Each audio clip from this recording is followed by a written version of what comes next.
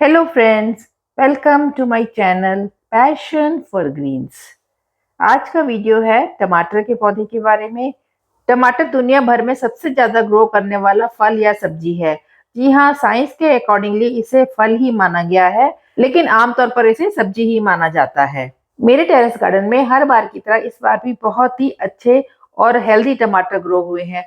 और ग्रो हो भी क्यों ना, क्योंकि मैं इनके लिए जितने भी फर्टिलाइजर हैं सभी ऑर्गेनिक फर्टिलाइजर यूज करती हूँ और इनकी पूरी तरह से देखभाल भी करती हूँ। तो आज हम बात करेंगे कि मार्च, अप्रैल और मई के महीने में टमाटर के पौधों की केयर कैसे करनी चाहिए और टमाटर के पौधों को कौन सा ऑर्गेनिक फर्टिलाइजर देना चाहिए कि आगे आने वाले थोड़े गर्म मौसम में भी इसके पौधे हरे भरे रहें और इसमें इस तरह से ढेरों ढेर टमाटर भी लगते रहें।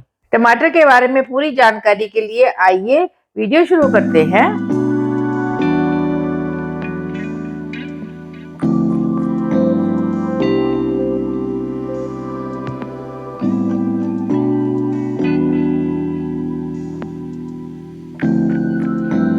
भारत में टमाटर की फसल पूरे साल ही उगाई जा सकती है। उत्तरी मैदानों में यह सर्दियों में और वसंत ऋतु में, इसके साथ साथ गर्मियों में भी उगाई जाती है। जबकि साउथ इंडिया में 3 मौसम होते हैं: जून जुलाई, अक्टूबर नवंबर और जनवरी फरवरी। टमाटर को ग्रो करना बहुत ही आसान है। आप इसके लिए किसी भी तरह से सीड्स ले सकते हैं।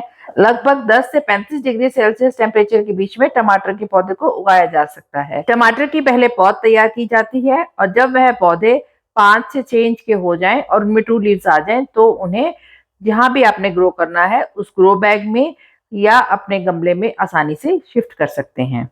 अब बात करते हैं कि मार्च अप्रैल के महीने में टमाटर के पौधों की केयर कैसे करनी चाहिए। टमाटर के पौधों में अच्छी ग्रोथ के लिए हम उन्हें पूरे दिन की सनलाइट में रखते हैं, लेकिन जैसे जैसे मौसम गर्म होता जाएगा तो टमाटर के पौधों के पत्ते धीरे धीरे सूखना शुरू कर जाते हैं। इसके पीछे 2 कारण होते हैं।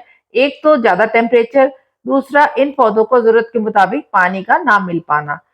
टमाटर के पौधों को लश ग्रीन रखने के लिए और अच्छी ग्रोथ के लिए यह जरूरी है कि मार्च से लेकर मई तक टमाटर के पौधों को ऐसी जगह पर रखें जहां पर इन्हें सुबह की 4 से 5 घंटे की धूप मिले और दोपहर के समय की तेज धूप से यह बचे रहें। इसके साथ ही साथ इस बात का भी ध्यान रखें कि पौधे की मिट्टी में लगातार नमी बनी रहे और जब भी पौधे की मिट्टी सूखे इसे तुरंत ही पानी दे दें, क्योंकि अगर ज्यादा देर तक पौधे की मिट्टी सूखी रहेगी तो इसके पत्ते मुरझा जाएंगे और इनमें जो फ्रूटिंग होगी वह भी थोड़ी डल हो जाएगी। टमाटर के पौधों को गर्म मौसम तो वैसे भी पसंद नहीं है, ऊपर से अगर इसके पौधों को आप पूरे दिन की धूप में रखेंगे और पानी भी प्लांट की रिक्वायरमेंट के अकॉर्डिंगली नहीं देंगे तो प्लांट में जल्दी से पत्तियां सूख जाएंगी। इसके लिए आपको इस पौधे की जो मिट्टी है वह ऐसी बनानी है जिसमें मॉइस्चर देर तक होल्ड हो सके। चिकनी मिट्टी या ग्लेई मिट्टी बहुत जल्दी टाइट हो जाती है, जिससे टमाटर के पौधे की जड़ें अच्छे से ग्रो नहीं कर पाती और प्लांट में अच्छी ग्रोथ नहीं होती। इसके लिए आपको वेल ड्रेन्ड सॉइल बनानी है जो कि न्यूट्रिशन से भी पूरी तरह भरपूर हो। इस प्लांट के लिए जब भी आप सॉइल मिक्स तैयार करें तो उसमें 50% गार्डन सॉइल, 30% कंपोस्ट और 20% कोकोपीट और थोड़ी सी रेत भी जरूर ऐड कर लें। साथ में नीम खली मिलाना बिल्कुल भी ना भूलें, ताकि किसी भी तरह की फंगस वगैरह से भी प्लांट को बचाया जा सके। टमाटर के प्लांट में जब फ्रूटिंग होती है तो उसकी वेट से इसकी जो नाजुक टहनियां हैं वह काफी झुक जाती हैं और कई बार टूट भी जाती हैं। तो आप इस तरह से स्टेकिंग जरूर करें। लकड़ी की मजबूत स्टिक्स को इस तरह से लेकर पौधे के चारों तरफ लगा दें, जिससे कि पौधे को पूरी तरह से सपोर्ट मिले। प्लांट की ग्रोइंग स्टेज पर अक्सर इस तरह से नीचे की तरफ से नई नई ग्रोथ दिखनी शुरू हो जाती है, जो कि सक्कर्स कहलाते हैं। इन्हें भी पौधे से हटाते रहिए ताकि पौधे का जो न्यूट्रिशन है वह अच्छी तरह से फ्रूटिंग और फ्लावरिंग में लगे, ना कि इस तरह की एक्स्ट्रा ग्रोथ में। यह सक्कर्स सारा न्यूट्रिशन ले लेते हैं और इन पे फ्रूटिंग और फ्लावरिंग भी नहीं होती। यह अक्सर पौधे के नीचे के हिस्से में लगते हैं, इसलिए इन्हें टाइम टू टाइम चेक करते रहिए और पूरी तरह से हटाते रहिए। टमाटर के पौधे में अगर आप इस तरह की हैवी फ्रूटिंग चाहते हैं तो जब भी आप छोटे टमाटर के पौधों को ट्रांसप्लांट करते हैं तो 12 इंच के गमले में 1 या 2 पौधे ही लगाएं, इससे ज्यादा पौधे नहीं लगाएं। अगर आपका ग्रो बैग या पॉट ज्यादा बड़ा है तो आप इसमें ज्यादा पौधे भी लगा सकते हैं, लेकिन हर पौधे में कम से कम 8 इंच की दूरी जरूर रखिए, तभी पौधों को अच्छे से ग्रो करने का स्पेस मिलेगा। जैसे जैसे सीजन चेंज होता जाएगा, यानी सर्दियों से मौसम गर्मी की तरफ जाता जा रहा है, वैसे वैसे टमाटर के पौधे में इंसेक्ट और पेस्ट के लगने की जो पॉसिबिलिटी है वह भी बढ़ती जाती है। इस समय आप ध्यान रखें कि आपके पौधे में अगर किसी भी तरह के पेस्ट का अटैक हो रहा है तो उसे तुरंत ही कंट्रोल कर लें। इसके लिए आप ऑर्गेनिक पेस्टिसाइड का ही इस्तेमाल करें। पौधे को टाइम टू टाइम चेक करते रहें और जैसे ही आपको लगे कि इसमें किसी तरह के पेस्ट का अटैक है तो सबसे पहले प्लांट को सादे पानी से अच्छी तरह से शावर करके धो लें, जिससे आधे पेस्ट जो है वैसे ही निकल जाएंगे।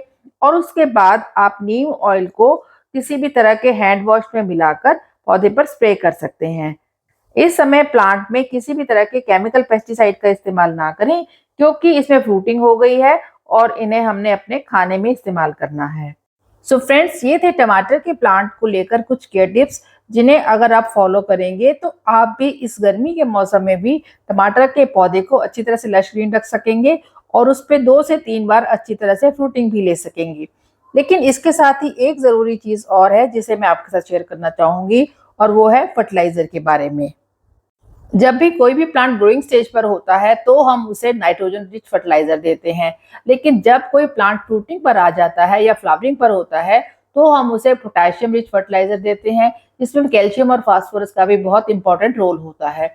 तो इस समय हमें अपने प्लांट को जो फर्टिलाइजर देना है वह कैल्शियम, फास्फोरस और पोटेशियम रिच देना है।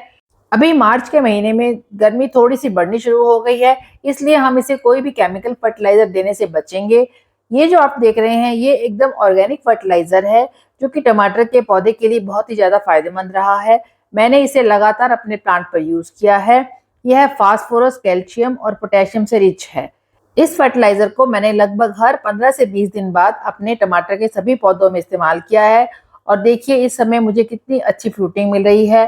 सभी टमाटर पके हुए हैं। ये मेरे चेरी टमाटर हैं, लेकिन इनका साइज देखिए कितना बड़ा है। इस फर्टिलाइजर को कैसे बनाना है और इसे बनाते हुए हमें किन किन बातों का ध्यान रखना है, साथ ही इसे यूज कैसे करना है और कितने दिन बाद करना है, आइए इसके बारे में भी अब जान लेते हैं। इस फर्टिलाइजर को बनाने के लिए सबसे पहली चीज जो मैंने ली है वो है केले के छिलके। आप चाहे तो केले के फ्रेश छिलके भी ले सकते हैं और चाहे तो केले के छिलकों को सुखाकर भी ले सकते हैं।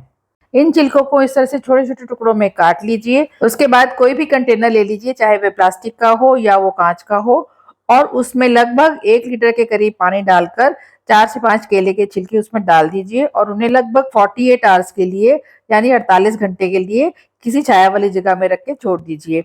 इस तरह से 48 घंटे बाद आपको ये लिक्विड फर्टिलाइजर तैयार सा मिलेगा। इसका रंग भी देखिए थोड़ा डार्क ब्राउन सा हो गया है, क्योंकि इसमें मैंने सूखे केले के छिलके भी डाल दिए थे, तो इसका रंग बहुत ही ज्यादा डार्क सा हो गया है। आप इस फर्टिलाइजर को 3 से 4 दिन तक भी रख सकते हैं, क्योंकि जितना ज्यादा इसे पानी में रखेंगे उतने ज्यादा ही इसके न्यूट्रिएंट्स पानी में आ जाएंगे।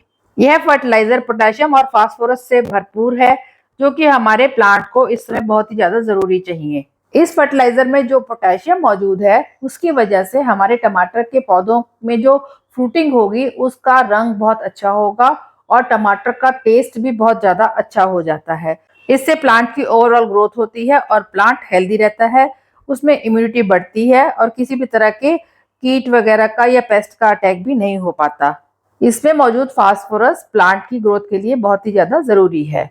इस समय प्लांट को कैल्शियम की बहुत जरूरत है और उसके लिए मैंने एक बिल्कुल ही ऑर्गेनिक फर्टिलाइजर तैयार किया है, जो कि बना है इस तरह के चौक से। आप 3 से 4 चौक के टुकड़े ले लीजिए और उसे 1 लीटर पानी में भिगोकर रख दीजिए। लगभग 24 घंटे बाद इस तरह से आपको एक लिक्विड तैयार मिलेगा। इस पानी को आप छानकर अलग कर लीजिए और ध्यान रखिए कि जो चौक का सॉलिड पार्ट है वह नीचे ही बैठ जाए और हमें खाली इसका इस तरह का लिक्विड फर्टिलाइजर ही प्लांट में यूज करना है। इस तरह से जो कैल्शियम प्लांट को मिलेगा उससे प्लांट में जो भी न्यूट्रिएंट्स हम पौधे को दे रहे हैं उन्हें एब्जॉर्ब करने की जो एबिलिटी है वह बढ़ जाएगी और प्लांट में ग्रोथ बहुत अच्छी दिखेगी। इस तरह से ये दोनों फर्टिलाइजर हमने अलग अलग तैयार कर लिए हैं। अब इन्हें इस्तेमाल करने के लिए सबसे पहले एक बाल्टी में हम लगभग 5 लीटर पानी ले लेंगे और इसमें लगभग 200 ml जो बनाना पील फर्टिलाइजर बनाया है उसका लिक्विड ले लेंगे और उसे इस पानी में ऐड कर लेंगे। इसी पानी में हमने जो चौक का कैल्शियम रिच फर्टिलाइजर बनाया है उसे भी 200 ml डालकर ऐड कर लेंगे और अच्छी तरह से मिक्स कर लेंगे। अब यह फर्टिलाइजर पूरी तरह से इस्तेमाल करने के लिए तैयार है और इसका रंग देखिए इस तरह से थोड़ा सा हल्का सा ब्राउनिश दिखेगा। इसे अब आप अपने टमाटर के पौधे पर यूज कर सकते हैं। इसे आप शाम के समय इस्तेमाल करेंगे तो ज्यादा सही रहेगा। पौधे की मिट्टी थोड़ी सी मॉइस्ट रखिए और उस समय इस फर्टिलाइजर को आप डाल दीजिए। लगभग 10 से 12 इंच के पॉट में आप 1 से 1.5 लीटर तक पानी जो है वह डाल सकते हैं, क्योंकि यह डाइल्यूटेड है और पूरी तरह से ऑर्गेनिक फर्टिलाइजर है, इसलिए क्वांटिटी थोड़ी कम या ज्यादा होने से प्लांट को कोई भी नुकसान नहीं होने वाला। इस फर्टिलाइजर को आप हर 15 दिन बाद अपने प्लांट में रिपीट कर सकते हैं। सो फ्रेंड्स, आप भी मार्च के महीने में इन टिप्स को फॉलो कीजिए और अपने टमाटर के पौधों पर अप्रैल मई तक भी फ्रूटिंग पा सकते हैं और अपने प्लांट्स को लश ग्रीन रख सकते हैं।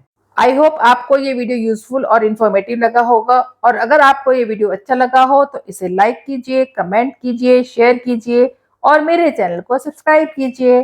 Thanks for watching.